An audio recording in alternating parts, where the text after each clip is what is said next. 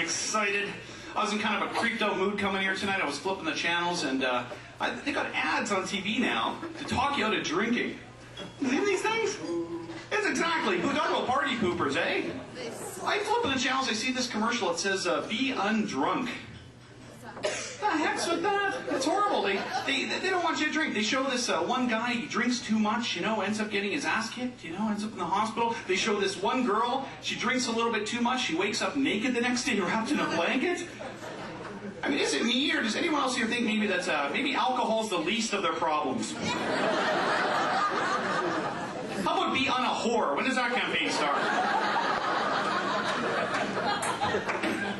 She's sitting there on the phone naked in a blanket going, Daddy, I don't know where I am!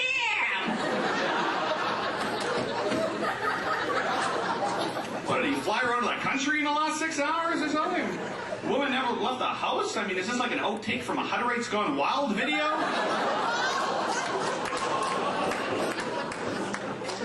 I don't get it.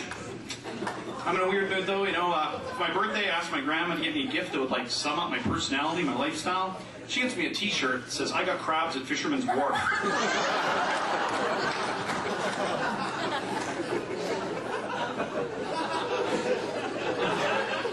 You can identify over there, I see. My grandma's always upset because she's going for surgery all the time, and I'm trying to make her feel positive about it. And I say, hey Grandma, going for surgery is cool. Going for surgery is like going to a massive rock concert. It's true when you think about it. I mean, surgery is like a rock concert. When you think about it, you gotta wait in line with a wristband. Everyone around you's on drugs. And when the big event finally happens, you block out! You wake up puking on someone and looking for your pants. In my 30s now, though, you know, and I've realized when you hit your 30s that the gifts get a lot less exciting. You know, last year the big gift I got was this giant Sealy bed. And it came with a 10-year warranty, and sure enough, after a few months, the bed started to creak really bad, right? So I called up Sealy. They said, no problem, we'll replace the bed, but first we have to send the Sealy bed expert for the city to your town to inspect the bed, like to your house, to inspect the bed and make sure it doesn't work, right?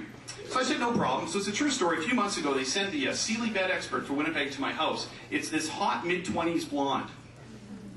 She walks in the door of my house, it's just the two of us, we walk down my hallway, we walk into my bedroom, she points at my bed and she says, okay, now lie in the bed and do what you were doing when the creaking started.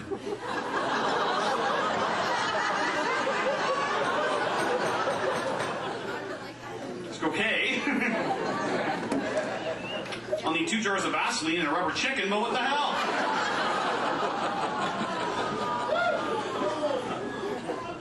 A lot of weird people out there, you know. Remember back when I was in the university, my friends talked me into going to this fetish bar where you got to strip down your underwear to get in.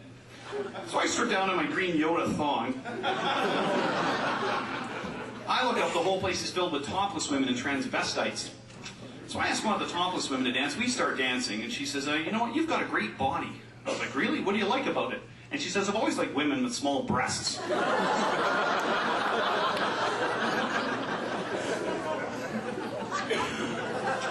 I was watching The Lord of the Rings on DVD the other day, you know, and they're all out on DVD now. I think I liked them more on DVD, because back when I saw the last Lord of the Rings in the theater, I'm watching the movie, in the middle of one of the big battle scenes, I hear this, 15-year-old cell phone goes off behind me.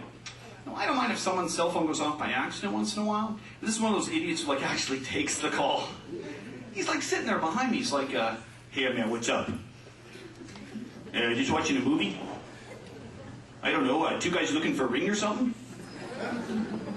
Oh, can you hold for a second? The guy in front of me has grabbed my testicles. My precious!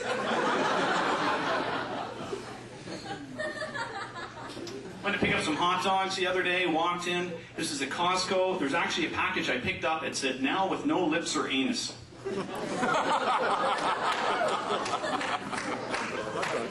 I'm in my 30s. How many sets of lips and anus have I eaten? I could probably build a 50-foot shrine of myself kissing my own ass. So I did the only thing I could do. I bought a pack, right? Yeah, worst bloody hot dogs I've ever tasted. And I don't know what disturbs me more. Finding out about the lips and anus and the hot dogs, or discovering that I have a taste for it.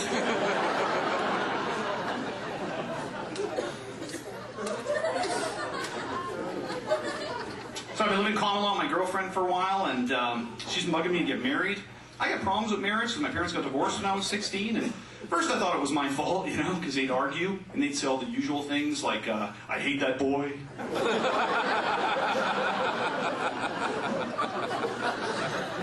This stupid kid is ruining our lives. I think the important thing, though, when you've been living common law with someone for a while who wants to get married and you don't, you got to be sensitive to the little things.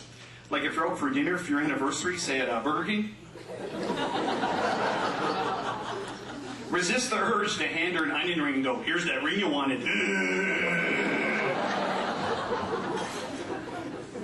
I just can't help myself, though, you know? I mean, even on the way out of that movie, The Lord of the Rings, I was like, you see how the ring corrupts? But I almost think I should get married, you know, just for the fun I could have with it. You know, the wedding invitations with a painting of Hell Frozen Over on the cover. Wedding song, if you please release me. Wedding cake with the bride standing there and the groom climbing down the side. I think when it comes down to it, though, you know, marriage is kind of like a job. It really is. I mean, think about it. I mean, you stress out during the interview. If you get it, at first you do everything you have to do to try and keep it. But after a while, get kind of tired of it. Start putting in less hours. Start doing things you're not supposed to do when the boss isn't around. And you wake up one morning and think, hey, maybe I'd rather have that job over there. Where do I stick my application?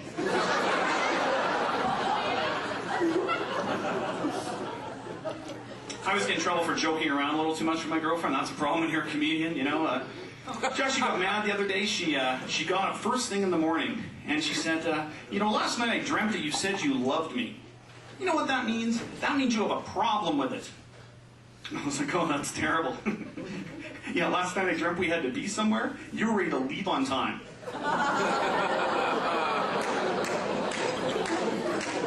She had a great comeback for that. She was like, screw you! I actually agreed to get a house together. We got a house, and the only catch was, I've got this thing for Yoda, the little green Jedi Master from Star Wars. Yeah, it's not sexual, but it's exciting. And I said, okay, I'll get the house, but the only catch is I want to have one room in the house devoted just to Yoda, right? She said, okay, that's fine, right? She was willing to do anything to get the house, right? So we get the house, we're moving in all the Yoda statues, putting up the posters, and she snaps. She said, that's it, I can't take it. It's either me or the Yodas. I was like, oh, come on, honey. Just put the mask back on and come back to bed.